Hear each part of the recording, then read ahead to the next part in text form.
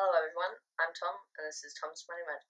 Today I'll be talking about the benefits of making goals, and next episode I'm going to be talking about how to make SMART goals. Making goals mean you have something to work towards. If you don't make a goal, then you might give up because you don't feel like there's anything to do with that money.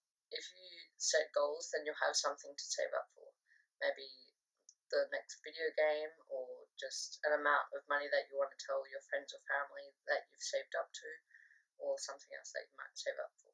If you make goals, this gives you something to work towards and you might achieve it faster than you think.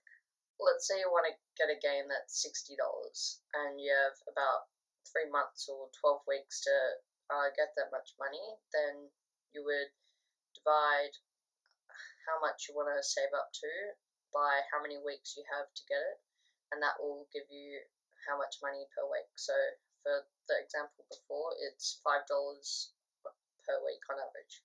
Thank you for watching this vlog. If you have any comments, questions or feedback, please do that below in the comments section or go to our website on the contact us page.